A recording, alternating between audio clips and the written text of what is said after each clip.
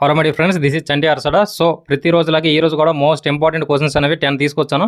ప్రతి ఒక్కరూ ఆన్సర్ చేయడానికి ట్రై చేయండి, ఓకేనా? సో కొంతమంది ఏంటంటే వీడియోని స్పీడ్లో పెట్టేసి సార్ చెప్పుకుంటారులే అని చెప్పేసి అలా చిల్ అవుతుంటారు. సో అది ఎంత మాత్రం కరెక్ట్ కాదు. నేను ఎందుకు ఇవి ప్రిపేర్ చేస్తానంటే రేపు మీరు ఎగ్జామ్స్ రాయడానికి వెళ్ళేటప్పుడు ఎలిమినేషన్ ప్రాసెస్ అర్థం కావాలి. క్వశ్చన్స్ మీకు తెలియాలి, ఎలా అడుగుతారు. ఒక చాప్టర్ చదివామంటే దాంట్లో క్వశ్చన్స్ ఎలా అడుగుతారు అనేవి మీకు ముందే తెలియాలి. మీరు ట్రైన్ అవ్వాలని చెప్పేసి నేను ఇవన్నీ ప్రిపేర్ చేస్తున్నా. సో అలాంటి మిస్టేక్స్ చేయకండి, మిమ్మల్ని మీరు మోసం చేసుకోకండి, ఓకే? టైం మళ్ళీ రాదు. సో ఉన్న టైంని మనం యూజ్ చేసుకోవాలి. సో కొంతమంది టెస్టులు డైలీ కొనలేరు, అది కాకుండా టైం ఉండదు, ఓకే? కొంతమంది సిన్సియర్గా ప్రిపేర్ అవుతుంటారు కాబట్టి వాళ్ళకి యూజ్ అవుద్దని చెప్పేసి నేను ఈ వీడియోస్ చేయడం జరుగుతుంది. ఎడిటింగ్కి, రికార్డింగ్కి, క్వశ్చన్స్ ప్రిపేర్ చేయడానికి చాలా టైం పడుతుంది. ఇంత కష్టపడి ఎందుకు చేస్తానంటే మీకోసమే, ఓకే? అది మీరు గుర్తించాలి. ప్రతి ఒక్కరు కూడా వీటిని మీరు యూజ్ చేసుకోవాలి, ఓకే? సో ప్రతి క్వశ్చన్కి ఆన్సర్ చేయడానికి ట్రై చేయండి, ఓకేనా? సో ఇక ఫస్ట్ క్వశ్చన్ చూద్దాం. సో ఫస్ట్ క్వశ్చన్, 13 గుండె గదులను కలిగిన జీవి. సో చేపలు, పాములు, వానపాము, బొద్దింక 13 గుండె గదులు ఏ జీవికి ఉంటాయని చెప్పేసి అడుగుతున్నాడు. ఆన్సర్ చేయడానికి ట్రై చేయండి. Your time start.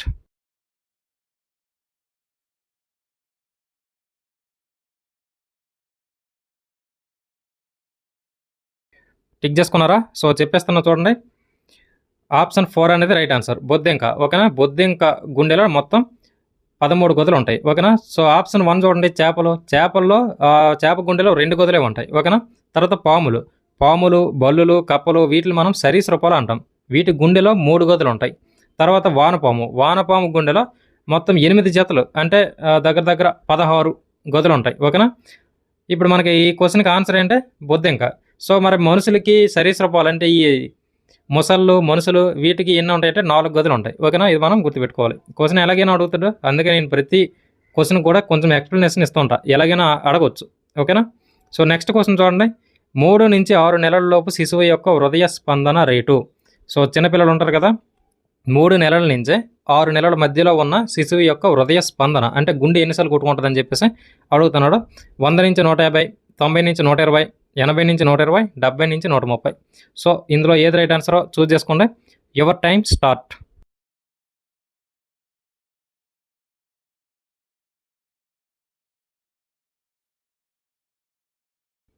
టిక్ చేసుకున్నారా? సో చెప్పేస్తున్నా చూడండి. ఆప్షన్ 2 90 నుంచి 120, ఓకే? 90 నుంచి 120 సార్లు హృదయ స్పందన జరుగుద్ది. ఎవరికి? 3 నెలల నుంచి 6 నెలల లోపు పిల్లలకి, ఓకే? ఇది రైట్ ఆన్సర్. సో మరి ఆప్షన్ 1 చూడండి, 100 నుంచి 150 సార్లు ఎవరికి జరుగుద్దంటే అప్పుడే పుట్టి 3 నెలల టైం ఉంటుంది చూడండి, 3 నెలల లోపు, ఓకే? అప్పుడే పుట్టినప్పటి నుంచి 3 నెలల లోపు టైంలో 100 నుంచి 150 సార్లు హృదయ స్పందన అనేది జరుగుతుంటుంది. సో ఇప్పుడే చెప్పుకున్నాం 90 నుంచి 120 ఎప్పుడు 3 నెలల నుంచి 6 నెలలు, ఓకేనా?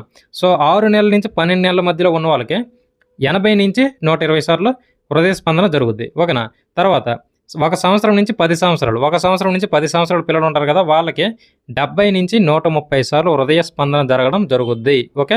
అన్నీ కూడా మోస్ట్ ఇంపార్టెంట్. ఏది అడిగేది తెలియదు కాబట్టి మనం ప్రతిదీ కూడా నీట్గా గుర్తుపెట్టుకునే ప్రయత్నం చేయాలి, ఓకే?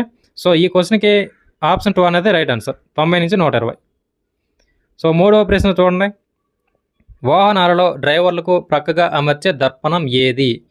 పుటాకార దర్పణం, కుంభాకార దర్పణం, స్తూపాకార దర్పణం, సమతల దర్పణం. గన్ షాట్ క్వశ్చన్ చాలాసార్లు అడిగాడు, ఓకే?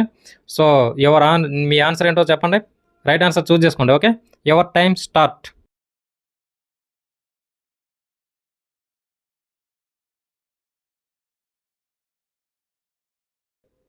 టిక్ చేసుకున్నారా? సో చెప్పేస్తున్నా చూడండి. కుంభాకార దర్పణం అనేది రైట్ ఆన్సర్. మనం డ్రైవింగ్ చేసేటప్పుడు పక్కనే మనకి ఇలా బ్యాక్ సైడ్ నుంచి వచ్చేవి ఇవన్నీ చూడడానికి ఒక మిర్రర్ పెడతారు కదా చిన్నదే, అదే దర్పణం, ఓకే? సో దాంట్లో కుంభాకార దర్పణాన్ని యూజ్ చేస్తారు, ఓకేనా? సో మరి పుటాకార దర్పణం ఆప్షన్ 1 చూడండి. పుటాకార దర్పణం ఎక్కడ యూజ్ చేస్తారు? ఆల్రెడీ ఒక క్వశ్చన్లో మనం ఇది అడిగాం. డెంటిస్టులు, ఓకేనా? దంత వైద్యులు యూజ్ చేస్తూ ఉంటారు దాన్ని. సో 4th క్వశ్చన్ చూడండి. 4వ ప్రశ్న, గాజు యందు ధ్వని వేగం. ధ్వని అంటే సౌండ్ యొక్క వేగం ఉంటుంది కదా, స్పీడ్. సో గాజు యందు ధ్వని వేగం ఎంత అని చెప్పేసి అడుగుతున్నారు.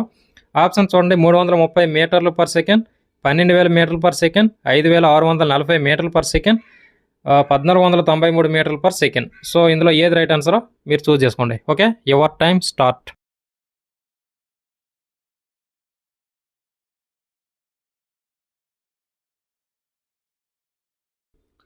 టిక్ చేసుకున్నారా? సో చెప్పేస్తున్నా చూడండి. ఆప్షన్ 3 అనేది రైట్ ఆన్సర్. 5640 మీటర్లు పర్ సెకండ్ అనేది రైట్ ఆన్సర్. సో గాజులో ధ్వని వేగం ఎంత? 5640 మీటర్ పర్ సెకండ్. ఓకేనా? సో మరి ఆప్షన్ 1 చూడండి, 330 మీటర్లు పర్ సెకండ్ అనేది ఉంది కదా, ఇది గాలిలో ధ్వని వేగం. ఓకేనా?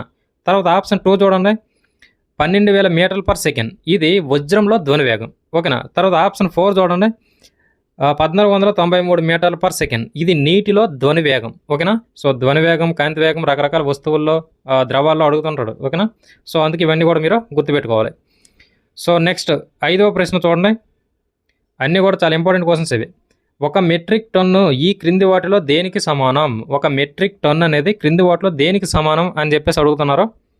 ఆప్షన్ చూడండి, 10,000 కేజీలు, 2,000 కేజీలు, 1000 కేజీలు, ఏవి కాదు. 10,000 కేజెస్, 2,000 కేజెస్, 1,000 కేజీ, ఏవి కాదు. Okay, so your time start.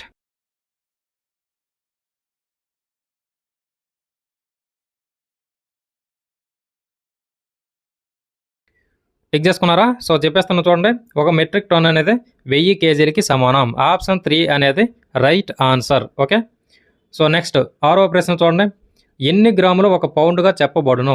So ఎన్ని గ్రాములు ఉంటాయి కదా, సో ఎన్ని గ్రాములు ఒక పౌండ్గా చెప్పబడును అని చెప్పేసి అడుగుతున్నారు.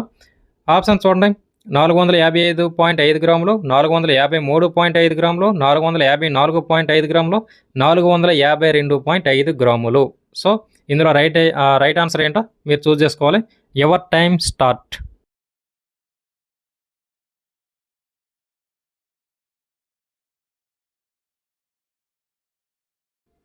టిక్ చేసుకున్నారా? సో చెప్పేస్తున్నా చూడండి, ఆప్షన్ 2 అనేది రైట్ ఆన్సర్.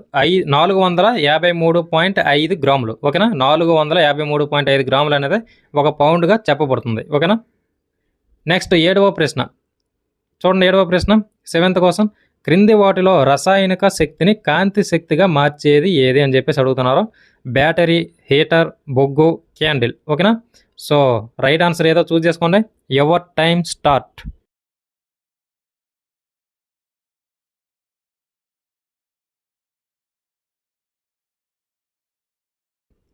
టిక్ చేసుకున్నారా? సో చెప్పేస్తాను చూడండి, ఆప్షన్ 4 అనేది రైట్ ఆన్సర్. క్యాండిల్ అనేది రసాయనిక శక్తిని కాంతి శక్తిగా మారుస్తుంది. ఓకేనా? సో రసాయనిక శక్తి అనేది కాంతి శక్తిగా మారేది అంటే క్యాండిల్. ఓకేనా? సో మరి బ్యాటరీ, ఆప్షన్ 1 చూడండి, బ్యాటరీ ఇది రసాయనిక శక్తిని విద్యుత్ శక్తిగా మారుస్తుంది. ఓకేనా? తర్వాత హీటర్ అనేది విద్యుత్ శక్తిని ఉష్ణ శక్తిగా మారుస్తుంటుంది. తర్వాత బొగ్గు అనేది రసాయనిక శక్తిని ఉష్ణ శక్తిగా మారుస్తుంది. ఓకేనా? సో ఇలా మనం గుర్తుపెట్టుకోవాలి. ప్రతిదీ అడుగుతుంటాడు, రకరకాలుగా అడుగుతాడు క్వశ్చన్స్.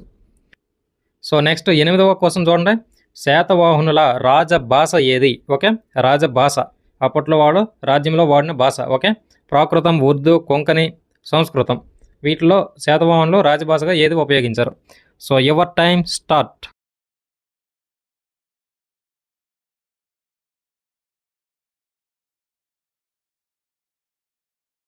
టిక్ చేసుకున్నారా? సో చెప్పేస్తాను చూడండి, ప్రాకృతం ఫస్ట్ది. ఓకే, ఆప్షన్ 1 అనేది రైట్ ఆన్సర్. శాతవాహనులు రాజభాషగా దేన్ని ఉపయోగించారో? ప్రాకృతాన్ని. ఓకేనా? నెక్స్ట్ 9th క్వశ్చన్, 9వ ప్రశ్న, నవరత్నాలుగా పిలువబడే 9 మంది పండితులు ఇతని ఆస్థానంలో జీవించారు. ఓకే, సో నవరత్నాలుగా పిలువబడే వాళ్ళంట ఈ 9 మంది పండితులు ఇతని ఆస్థానంలో జీవించారు. ఇతని ఆస్థానంలో చంద్రగుప్త 1, శ్రీగుప్తుడా, చంద్రగుప్త 2, సముద్రగుప్తుడా? ఎవరి ఆస్థానంలో ఈ నవరత్నాలు అని పిలువబడే 9 మంది పండితులు ఉండేవారు? Okay, your time start.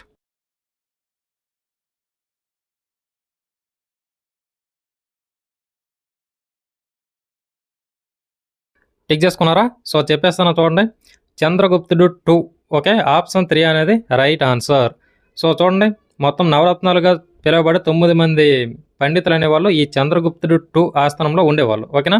So ఆ 9 మంది ఎవరంటే విష్ణువర్మ, అమరసింహ, వజ్రరుచి, ధన్వంతరి, సుశ్రుత, ఆర్యభట్ట, వరాహమిహర, బ్రహ్మగుప్త.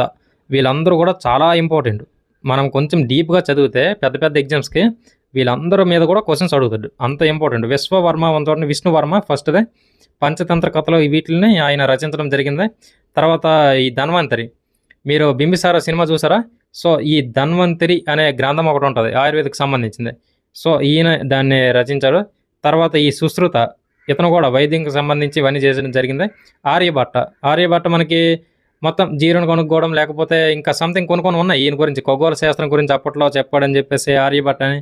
మనం సైన్స్ అండ్ టెక్నాలజీలో కూడా ర్యాకెట్లకు సంబంధించి ఈయన పేరు కూడా వాడారని అని చెప్పేసి మనం చెప్పుకుంటాం. ఓకే. తర్వాత చూడండి బ్రహ్మగుప్త. ఈ బ్రహ్మగుప్త అనే వ్యక్తి న్యూటన్ కంటే ముందే ఎప్పుడో గురుత్వాకర్షణ అనేది భూమికి ఉంది అని చెప్పేసి చెప్పడం జరిగింది. ఓకేనా. ఈయన్ని మనం ఇండియన్ న్యూటన్గా పిలుస్తూ ఉంటాం, ఈ బ్రహ్మగుప్తని. వీళ్ళందరూ కూడా చాలా ఇంపార్టెంట్. మనం డెప్త్గా చదివే కొద్దీ వీళ్ళ గురించి తెలుస్తూ ఉంటుంది. ఓకేనా. సో అది. సో 10th క్వశ్చన్ చూడండి, 10వ ప్రశ్న, లాస్ట్ ప్రశ్న, ఇంపార్టెంట్ క్వశ్చన్ కూడా. తక్కువ కాలం ఉపరాష్ట్రపతిగా పనిచేసిన వ్యక్తి. తక్కువ కాలం ఉపరాష్ట్రపతి, రాష్ట్రపతి కాదు, వైస్ ప్రెసిడెంట్. ఓకే. ఉపరాష్ట్రపతిగా పనిచేసిన వ్యక్తి. సర్వేపల్లి రాధాకృష్ణ, వివి గిరి, ఆర్కే నారాయణ, కృష్ణకాంత్. ఓకే. వీరిలో ఎవరు తక్కువ కాలం ఉపరాష్ట్రపతిగా పనిచేశారు? Your time start.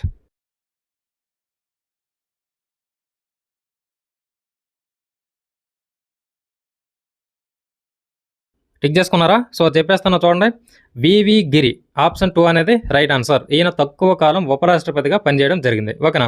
అలాగే ఆప్షన్ 1 చూడండి, సర్వేపల్లి రాధాకృష్ణ. సో సర్వేపల్లి రాధాకృష్ణ ఈయన ఎక్కువ కాలం ఉపరాష్ట్రపతిగా పనిచేయడం జరిగింది. ఓకేనా, ఎక్కువ కాలం. తర్వాత 3వ ఆప్షన్ చూడండి, కేఆర్ నారాయణ. ఈయనకి సంబంధించి ఇంపార్టెంట్ ఏంటంటే తొలి దళిత ఉపరాష్ట్రపతి, అలాగే అత్యధిక మెజారిటీతో గెలుపొందిన ఉపరాష్ట్రపతి. ఈ 2 విషయాలు ఈయనకి సంబంధిస్తాయి. ఓకేనా.